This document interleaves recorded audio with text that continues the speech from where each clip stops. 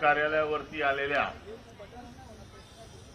पाण्यासाठी जो का आक्रोश मोर्चा हंडा मोर्चा आपण आयोजित केलाय त्यासाठी येथे उपस्थित असलेले वांद्रे पूर्व विधानसभेचे आमदार वरुण सरदेसाई, आपल्या विभागाचे विभाग संघटनिका रजनीताई मेस्त्री, माझे सर्व सहकारी आणि गेले कित्येक दिवस पाण्यासाठी ज्यांची तडफड चालू आहे असे H20 मधले शिवसैनिक, नागरिक बंधू आणि भगिनींनो, काही दिवसापूर्वी आदित्य साहेबांनी सर्व मुंबईतील पाण्याच्या समस्येचा आढावा घेतला आणि आम्ही गेले कित्येक दिवस या प्रशासनाकडे या पाण्याच्या संदर्भातली मागणी करत आहोत.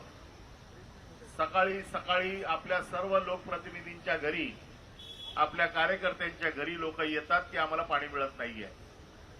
वरुण सरदेसाईंनी जसं सांगितलं की बिल्डिंग मधल्या लोकांना असं वाटतंय की झोपडपट्टीत पाणी जात आहे, झोपडपट्टीवाल्यांना वाटतंय बिल्डिंग मध्ये जात आहे आणि एक प्रकारची अशांतता लोकांमध्ये निर्माण झालेली आहे. या पाण्याच्या प्रश्नासाठी या वॉर्ड ऑफिसवरती एकदा नाही दोनदा नाही बऱ्याच वेळा आम्ही या महानगरपालिकेला जाब विचारलाय. 10 दिवसात करतो, 15 दिवसात करतो असं प्रत्येक वेळेला उत्तर दिलं गेलं. एकदा तर कानफडं पण रंगवून झालेली आहे, परंतु आजपर्यंत याच्यामध्ये कुठेही सुधारणा झालेली नाही. काही दिवसापूर्वी आम्ही मुंबईच्या कमिशनरना भेटलो.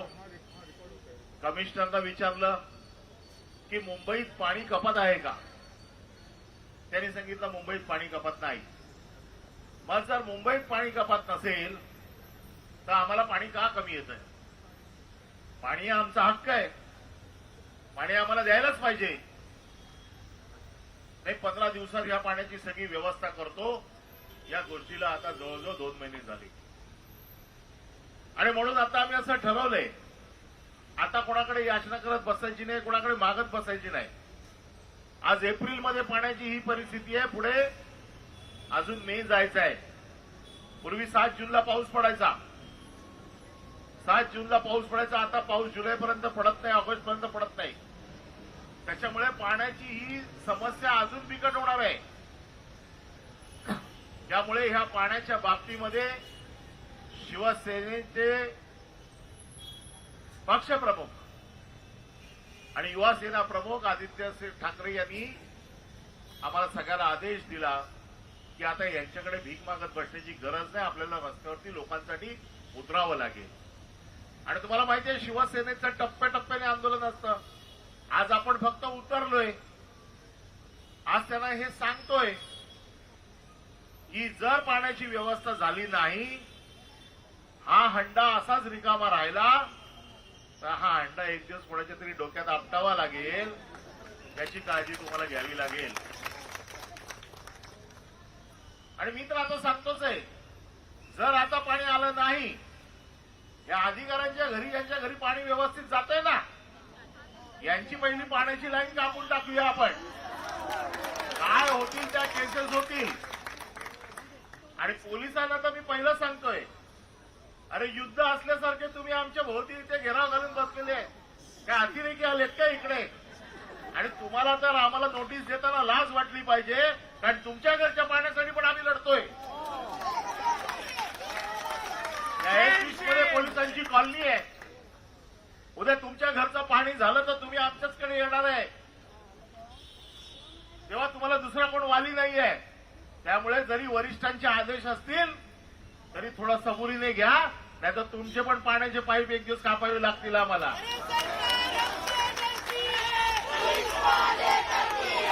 मी कालपासून पोलिसांशी बोलतोय. मी म्हटलं 2 दिवस शिवसैनिकांना अटक होते. काय खून केले काय आम्ही? कोणाचे गळे दाबले काय आम्ही?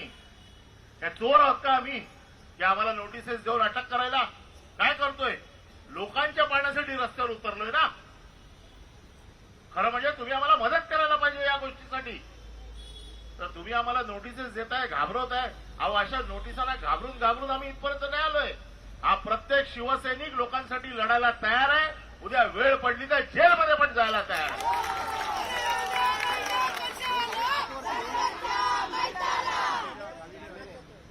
म्हणून मी पोलिसांना सांगतोय की कृपया लोकांच्या प्रश्नासाठी ज्या वेळेला एखादं आंदोलन होतं त्यावेळेला थोडं सबुरीने घ्यायला पाहिजे. चुकून देखील हा प्रयत्न करू नका. आम्ही काही इकडे काही अतिरेकी नाही आहोत.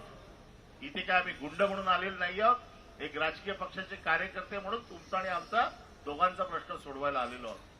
त्यामुळे ज्यांना ज्यांना नोटिसेस दिलेले आहेत कोणी काही काळजी करायचं कारण नाही. पूर्ण शिवसेना तुमच्या पाठीशी उभी आहे. कोणाच्याही केसाला धक्का लागणार नाही.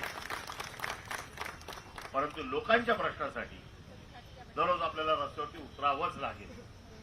आज ह्या पूर्ण एच ईस्ट मध्ये खड्ड्यांची परिस्थिती काय? आज तुम्ही बघताय सगळे रस्ते खणून ठेवलेले आहेत. म्हाताऱ्या माणसांना रस्त्यावर चालता येत नाहीये. 1600 कोटीचं रस्त्यांचं टेंडर काढलं गेलं. निवडणुकीच्या अगोदर पैसे मिळायला पाहिजे म्हणून थोडा ऍडव्हान्स दिला आणि त्याच्यातनं या सगळ्या हरामखोर लोकांनी स्वतःचं कमिशन काढून घेतलं आणि त्याच्यावरती निवडणुका लढले. आज त्या पैशाच्या जोरावरती जिंकले आणि आता पैसे द्यायला घंटा हलवत बसलेत. पैसे नाहीयेत तिजोरीमध्ये.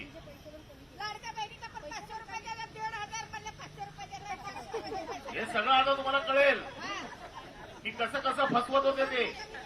परंतु आज मुंबई महानगरपालिका दिवाळखोरीला नेलेली आहे. भिकारी करून टाकलेली आहे. मुंबई महानगरपालिका 1985 पासून शिवसेनेच्या ताब्यात होती. 2002 ला जी महानगरपालिका 650 कोटी नुकसानीत होती ती उद्धव साहेबांच्या नेतृत्वाखाली 90 लाख कोटीचे आपण एफडी आपण ठेवले होते. ते देखील ह्या हरामखोर लोकांनी एफडी तोडून खाल्ले.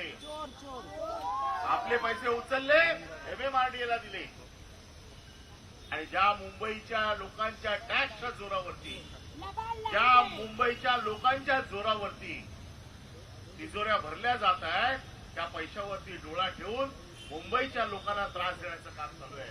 पाणी नाही, रस्ते नाहीत, या सगळ्याला नाले सफाई नाहीये. पूर्वी ज्या वेळेला शिवसेनेची सत्ता होती शिवसेनेचा कार्यकर्ता हा नाले सफाईवरती आजही लक्ष देऊन आहे. त्यांचं लक्ष नसलं तरी पण शाखेच्या बाहेर आम्ही बोर्ड लावायचो की नाले सफाईच्या संदर्भात काही तक्रारी असतील तर करा. त्याचं कारण असं होतं आपला हक्काचा नगरसेवक तिकडे होता. गेले 3 वर्ष या लोकांनी नगरसेवकांची निवडणूक घेतलेली नाहीये. आणि तुमची केंद्रात सत्ता आहे, तुमची राज्यात सत्ता आहे, मग घाबरता कशाला निवडणुका घ्यायला? एकदा होऊनच जाऊ दे त्याचा फैसला.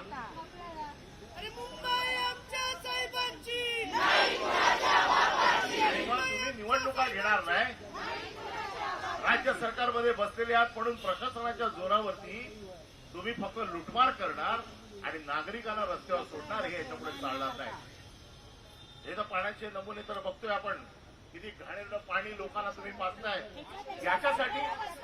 याच्यासाठी तुम्हाला आम्ही प्रशासनावरती दबाव टाकून याच्यासाठी लोकांनी तुम्हाला निवडून दिले. आज जर आमचा हक्काचा नगरसेवक असला असता तर त्याने याचा जाब विचारला असता. परंतु त्याला नगरसेवक नकोय. त्याला प्रशासनाच्या माध्यमातून हे सगळं आणि हे पाणी जरा जपून ठेवा. 15 दिवसात याची जर नाही सुनावणी झाली तर या वॉर्ड ऑफिस मधल्या प्रत्येकाला हेच पाणी द्यावं लागेल अशी व्यवस्था करावी लागेल. आणि म्हणून आज आदित्य साहेबांच्या या आंदोलनाच्या पहिल्या टप्प्यात आपण इथे जमलेलो आहोत. आपण त्यांना आता आम्ही आतमध्ये जातोय. आम्ही त्यांना जो काही इशारा द्यायचा तो देतो. परंतु जर त्याच्यात सुधारणा झाली नाही तर आता हे मोर्चे बिरचे नाही, आता डायरेक्ट ऍक्शन. मग ते ऍक्शन काय असेल ते पक्ष ठरवेल. आणि मला एक गोष्ट नक्की माहिती आहे, गेल्या इतक्या वर्षाचा शिवसैनिक म्हणून एकदा शिवसेनेने ठरवलं ऍक्शन म्हणजे ऍक्शन. त्याची रिॲक्शन काही आली तरी चालेल. आणि म्हणून पोलिसांना पण सांगतो तुमच्या प्रश्नासाठी आम्ही भांडतोय. जरा ऍक्शन घेतली तर जरा सबुरीने घ्या. आम्हाला नेले आतमध्ये तर नुसते वडापावर ठेवू नका. चांगलं जेवण करून घ्या. कारण तुमच्या प्रश्नासाठी पण लढतोय. इतके वर्ष शिवसेना कचरा उचलते. शिवसेनेचा नगरसेवक सकाळी राऊंड मारतो, चौकीला जातो, बघतो विभागातला कचरा उचलला जातोय की नाही. आता पैसे संपले आहेत. आता कचऱ्यावरती कर लावलाय. लोकांना वाटतंय फक्त थोडे पैसे आहेत, पण थोडे थोडे करून लाखो कोटी रुपये तुमच्या खिशातनं काढून घेणार आहेत ते. आणि हे पैसे जाणार कुठे? कॉन्ट्रॅक्टरकडे. हे पैसे जाणार कुठे?